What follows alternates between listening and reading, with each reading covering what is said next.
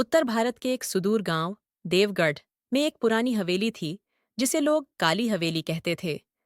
हवेली के बारे में कई कहानियां थीं।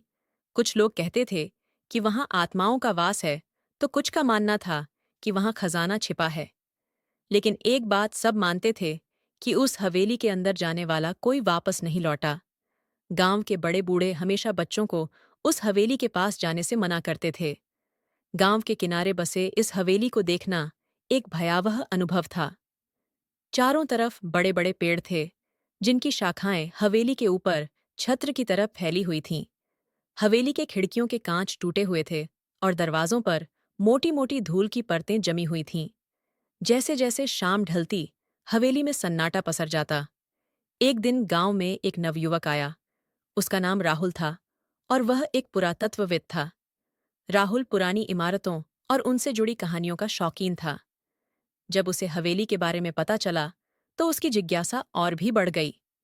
उसने गांव के लोगों से हवेली के बारे में पूछा, लेकिन सबने उसे वहां न जाने की सलाह दी। राहुल के लिए ये बातें बस अंधविश्वास थीं। उसने ठान लिया कि वह हवेली का दौरा करेगा और उसकी सच्चाई का पता लगाएगा।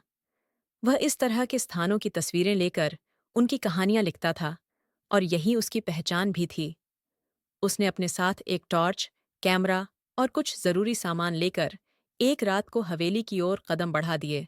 राहुल ने जैसे ही हवेली के गेट को धक्का दिया, वह जोर से चरमराया और खुल गया। अंदर घुसते ही राहुल ने देखा कि हवेली का आंगन घास फूस से भरा हुआ था। चारों ओर धूल और मिट्टी की मोटी परतें जमा थीं, जो हवेली के लंबे समय से वीरान होने का प्रमाण थीं। राहुल ने आंगन पार किया और मुख्य दरवाजे की ओर बढ़ा।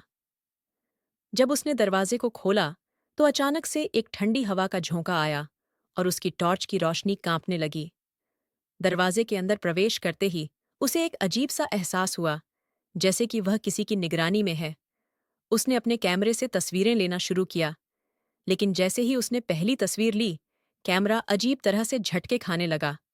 उसे लगा कि शायद बैटरी खत्म हो रही होगी, लेकिन बैटरी तो पूरी भरी हुई थी। राहुल ने अपना ध्यान नहीं भटकने दिया और आगे बढ़ा। अंदर हर तरफ पुरानी चीजें बिखरी पड़ी थीं। दीवारों पर धुंधले चित्र थे, जिन पर समय की मार साफ दिखाई दे रही थी। राहुल ने देखा कि हर कमरे का दरवाजा धीरे धीरे खुला और बंद हो रहा है, जैसे कोई अदृश्य शक्ति उन दरवाजों को हिला रही हो। राहुल के कदम उस पुराने पुस्तकालय की तरफ बढ़ गए, जिसकी चर्चा पूरे गांव में थी। पुस्तकालय के दरवाजे पर पहुंचकर उसने उसे खोला और अंदर झांका। कमरा धूल और जालों से भरा हुआ था, लेकिन एक कोने में रखी एक पुरानी किताब ने राहुल का ध्यान खींचा। किताब पर मोटी धूल की परत थी, लेकिन जैसे ही उसने उसे छुआ, धूल जैसे अपने आप साफ हो गई। राहुल ने किताब खोली और पढ़ने लगा।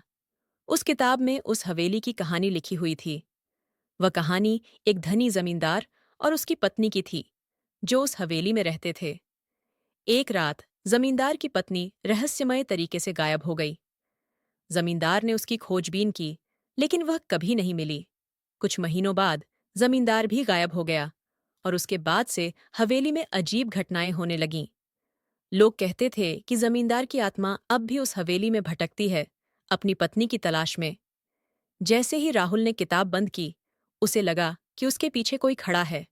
उसने तुरंत मुड़कर देखा, लेकिन वहां कोई नहीं था। राहुल का दिल तेजी से धड़कने लगा। अचानक हवेली की हवा और भी भारी हो गई। दीवारों से अजीब आवाजें आने लगीं, जैसे किसी के रोने या चीखने की आवाज हो। राहुल ने समझा कि यहाँ कुछ तो गलत है। उसने वहां से निकलने का फैसला किया और तेजी से बाहर की ओर बढ़ने लगा। लेकिन जैसे ही उसने मुख्य दरवाजे तक पहुंचने की कोशिश की, दरवाजे अपने आप बंद हो गए। राहुल ने उन्हें खोलने की कोशिश की, लेकिन दरवाजे जैसे किसी अदृश्य ताकत ने बंद कर दिए थे। अचानक उसकी टॉर्च बुझ गई और चारों ओर घना अंधेरा छा गया। राहुल ने अपने कैमरे की फ्लैशलाइट जलाई, लेकिन वह भी कुछ ही देर में बुझ गई। अब वह पूरी तरह से अंधेरे में घिर चुका था। तभी उसे एक धीमी, खुरदुरी आवाज सुनाई दी। तूने मेरी शांति भंग की है, अब तुझे भी यहां रहना होगा। राहुल ने हड़बड़ाहट में पीछे मुड़कर देखा, और उसके सामने एक धुंधला साया खड़ा था।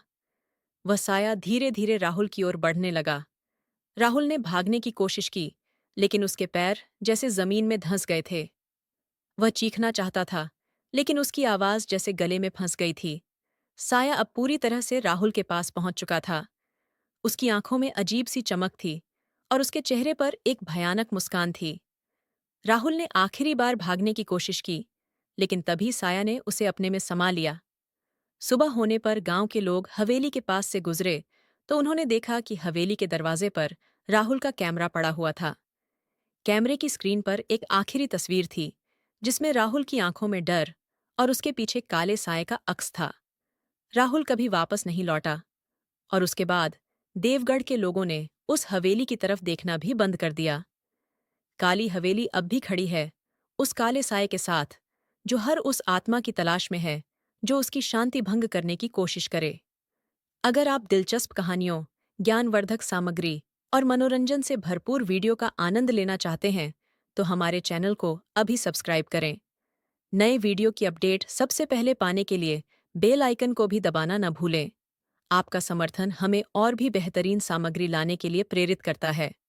कहानी को अंत तक सुनने के लिए आपका बहुत बहुत धन्यवाद।